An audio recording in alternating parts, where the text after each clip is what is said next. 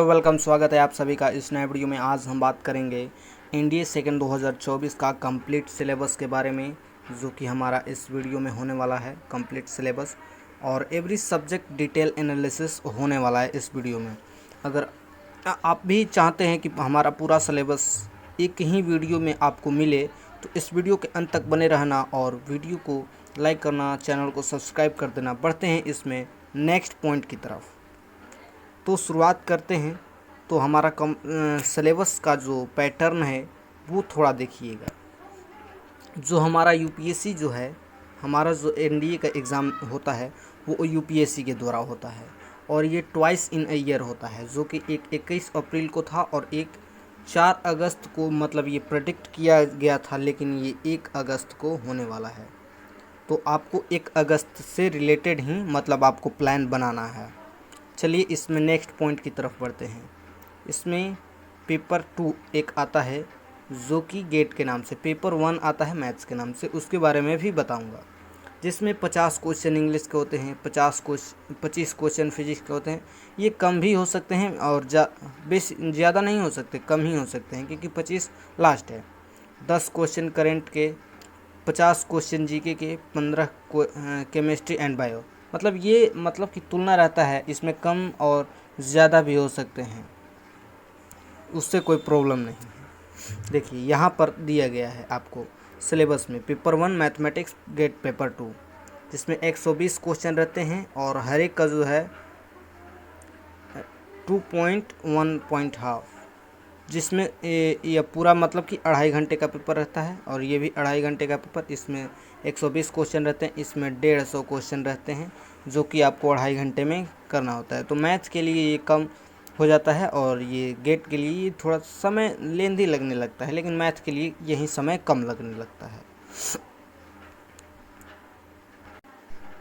यहाँ पर आपको फिर से वही इंटरफेस दिखेगा, जैसे कि पेपर 1 और पेपर 2 मैथमेटिक्स गेट, वहाँ पर 120 क्वेश्चन थे और इसमें गेट में 150 क्वेश्चन थे, लेकिन इनका कंट्रीब्यूशन थोड़ा अलग है। 300 मार्क्स मैथ में होता है और हर एक क्वेश्चन पे 2.5 मतलब नंबर मिलता है। नेगेटिव 1.3 का होता है, मतलब 3 गलती करेंगे तो आपको सही का भी 1 चला जाएगा। और इसमें गेट में 600 मार्क्स का होता है और हर एक क्वेश्चन 4 नंबर का होता है। नेगेटिव इसमें भी 1/3 होता है। इसका मतलब क्या होता है कि अगर आपने 4 क्वेश्चन किए, उसमें से आपने 3 गलत कर दिए, तो जो एक आपने सही किया था वो भी आपका फ्री में चला जाएगा, मतलब उसका भी कोई नंबर नहीं मिलेगा। अगर आपने चारों गलत कर दिए तो आपको माइनस में नंबर मिलेंगे। चलिए, तो इसमें मैथमेटिक्स का जो देखिए, इसमें कितने क्वेश्चन आते हैं, ये क्वेश्चन की संख्या है। ये ऐसे मतलब चैप्टर का नाम, चैप्टर पॉइंट नहीं है, ये चैप्टर का मतलब कि नाम है। चैप्टर का कितना क्वेश्चन आएगा इसमें ये बताया गया है। देखिए, जैसे 27 क्वेश्चन अलजेब्रा से, 22 क्वेश्चन ट्रिग्नोमेट्री से, 15 question 2D and 3D geometry से, 12 differential calculus, 12 integral calculus, 17 vector and matrix और 15 प्रोबेबिलिटी एंड स्टैटिक्स। तो इसमें सबसे ज़्यादा आसान होता है ये वेक्टर एंड मैट्रिक्स, क्योंकि इसमें क्वेश्चन आते हैं तो आपसे बन भी जाता है। और डिफरेंशियल और थोड़ा इंटीग्रल, ये भी थोड़ा ही आसान होते हैं। लेकिन ये जो ट्रिग्नोमेट्री के होते हैं और अलजेब्रा बहुत ही खतरनाक होते हैं, इसके लिए आपको मतलब अच्छे से भी तैयारी करनी पड़ेगी। तो आप इसमें से 27 क्वेश्चन में से 10-12 तो आराम से कर लेंगे, लेकिन 20 तक पहुंचना बहुत मुश्किल हो जाएगा। ये ट्रिग्नोमेट्री में 10 क्वेश्चन तो आप नॉर्मली कर पाएंगे, लेकिन 10 से 15 से ऊपर आप बढ़ ही नहीं पाएंगे जल्दी, मतलब गलत हो जाएगा। तो आपके लिए मतलब आपको स्ट्रेटजी बना कर चलना पड़ेगा। तो यहाँ पर आप एनडीए एग्ज़ाम के लिए इसमें कंपटीशन कितना होता है ये थोड़ा जान लीजिए। उसके बाद आप सिलेबस अपने हिसाब से, पैटर्न को अपने हिसाब से स्ट्रेटजी बनाइए। 4 से 5 लाख स्टूडेंट हर एक साल फॉर्म फिल करते हैं, फॉर्म फिल, जिसमें से आधे ही बच्चे अटेम्प्ट मतलब परीक्षा देने जाते हैं। अगर आप भी अगर परीक्षा में जाइएगा, अगर आपका पहला अटेम्प्ट है तो आप जाकर देखिएगा, आधी सीटें खाली होंगी, किसी किसी में ही मतलब पूरा होता है। तो और इसमें भी से बहुत ही आपको खाली होता है। अप्रोक्सीमेटली 8000 स्टूडेंट ही क्रैक कर पाते हैं। तो उसमें से मतलब कि 8000 बहुत कम ही बच्चे होते हैं, बहुत ज़्यादा नहीं होते। तो इसमें अगला पॉइंट पर हम बढ़ते हैं। तो यहाँ से हम अपने सिलेबस को कंप्लीट करने के लिए देखिए क्या क्या आपको पूछा जाता है। तो सबसे पहले हमारा मैथ जो है वो उसका लेवल क्या रहता है, इंटरमीडिएट लेवल का कंसेप्ट रहता है। और आपको क्वेश्चन का लेवल थोड़ा बढ़ा हुआ मिलेगा अगर आप एग्ज़ाम में बैठेंगे, क्योंकि अगर इंटर लेवल ही अगर क्वेश्चन आए तो हर एक बच्चा पास कर सकता है एग्ज़ाम को, लेकिन ऐसा नहीं होता। तो जिसमें से देखिए ट्रिग्नोमेट्री होता है, अलजेब्रा होता है, सेट रिलेशन फंक्शन, ये 3 चैप्टर को एक ही में लिखा गया है। 4 नंबर में देखिए कॉम्प्लेक्स नंबर आता है। उसके बाद 5 नंबर में परमुटेशन कॉम्बिनेशन, ये एक ही चैप्टर का 2 भाग है। जैसे देखिए 6 में सीरीज एंड सीक्वेंस, ये भी एक ही चैप्टर है। 7 में कोनिक सेक्शन, इसमें 4-5 आ जाते हैं, 4-5 चैप्टर आ जाते हैं इसमें। 8 नंबर में देखिए प्रोबेबिलिटी है। 9 नंबर में स्टैटिस्टिक्स है। 10 नंबर में लिमिट, कंटिन्यूटी, डिफरेंशिएबिलिटी। ये मतलब कि अलग अलग चैप्टर हैं, लेकिन इनके कॉन्सेप्ट मिलते जुलते हैं। मतलब एक कॉन्सेप्ट कीजिएगा इसका तो ये क्लियर होगा। अगर ये क्लियर हो गया तो ये आपको क्लियर होने में आसानी होगी। तो आगे बढ़ते हैं। देखिए इसमें फिर से मतलब आगे देखिए मैट्रिक्स एंड डिटर्मिनेंट, ये अलग अलग 2 टॉपिक हैं। 12 नंबर में बाइनरी एंड लॉगरिदम्स, ये भी 2 अलग अलग टॉपिक हैं। 13 नंबर में देखिए डिफ्रेंशिएशन। उसके बाद 14 नंबर में एप्लीकेशन ऑफ डेरिवेटिव्स, मतलब ये एक ही पार्ट है। मतलब अलग अलग चैप्टर्स हैं लेकिन पार्ट एक ही है। 15 नंबर में देखिए इंटीग्रेशन, और 16 नंबर में एप्लीकेशन ऑफ इंटीग्रल्स, ये भी एक ही पार्ट है लेकिन अलग अलग हैं, क्योंकि आपको पढ़ने में अलग अलग मिलेगा लेकिन एक ही लगेगा कि एक ही है। आगे नंबर देखिए वेक्टर 2D एंड 3D, ये वेक्टर अलग चैप्टर है, 2D अलग चैप्टर है, 3D अलग चैप्टर है। मतलब इसमें कहीं भी आपको तालमेल नहीं मिलेगा। मतलब जो वेक्टर और 2D एंड 3D है, इसमें किसी का कंसेप्ट कहीं मतलब दूसरे जगह जल्दी नहीं लगेगा। 2D एंड 3D में थोड़ा होता है। उसके बाद देखिए एरिया बाउंडेड द कर्व, इसमें इंटीग्रेशन का रूल का यूज़ किया जाता है। बाइनोमियल थ्योरम आपने पढ़ा था, 10th में भी आपने पढ़ा होगा। 20 नंबर पर देखिए क्वाड्रेटिक इक्वेशन। इसके बाद 1-2 चैप्टर और आते हैं जो इसी में मिक्सचर में हो जाते हैं। आगे बढ़िएगा तो इसमें से मैथ्स का सिलेबस हो गया। आगे बढ़िएगा तो गेट में हमारा बताए थे कि बहुत सारे इंग्लिश और जीके जीएस में। तो जीके जीएस में सबसे पहले आप हिस्ट्री को देखिए।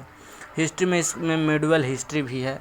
मेडुअल हिस्ट्री में आपको दिल्ली सल्तनत, विजयनगर साम्राज्य, Bahmani empire, Mughal empire, Maratha empire और अरेबल ऑफ यूरोपियंस, ये 6 पॉइंट को आपको क्लियर करना पड़ेगा। नेक्स्ट में आता है आपका मॉडर्न हिस्ट्री। मॉडर्न हिस्ट्री में देखिए Europeans power, rise of British empire, reform movement, और देखिए रिवोल्ट ऑफ 1857 यानी नहीं 1857 की क्रांति, ऐसे आपको याद हो जाएगा। और राइज ऑफ ब्रिटिश एम्पायर और ये जो रिवोल्ट ऑफ 1857 है, ये दोनों एक ही पार्ट है। उसके बाद देखिए द गांधीयन एरा, नहीं द कांग्रेस एरा, उसके बाद गांधीयन एरा, उसके बाद फ्रीडम मूवमेंट आएगा इंडियन, उसके बाद नेशनल आर्मी के बारे में आपको थोड़ा जानकारी होना चाहिए। इसमें इंडियन नेशनल आर्मी में आपको मतलब कि एयरफोर्स पढ़ाया जाएगा। मतलब आपको ये करेंट सेगमेंट में आ जाता है। आर्मी, नेवी और एयरफोर्स तीनों के बारे में बताया जाएगा। उसके बाद हमारा जियोग्राफी आता है। जियोग्राफी में देखिए अर्थ स्ट्रक्चर और लैंड फॉर्म्स, उसके बाद क्लाइमेट एंड डिजास्टर, इसके बारे में डिटेल में जानकारी करेंगे। अभी हिस्ट्री का जो एंशियंट हिस्ट्री था, इसका पार्ट छूटा हुआ है। मतलब इंडस वैली सिविलाइजेशन ये भी है, ये पहले पढ़ाया जाएगा। वैदिक period, Jainism, Buddhism, Maurya empire, Gupta empire, Harsha और राजपूत डायनेस्टी, इतने सारे चैप्टर हैं आपको। और जियोग्राफी यहाँ से चालू होता है। यहाँ देखिए जियोग्राफी के बारे में, इसमें आप जब स्टार्ट करेंगे तो आपको यहीं से स्टार्ट होगा, जिसमें देखिए सबसे पहले आपको कॉस्मोस पढ़ना है। उसके बाद evolution of earth, internal structure of earth, longitude and latitudes, rocks, volcano, mountain, plateau, plain, desert.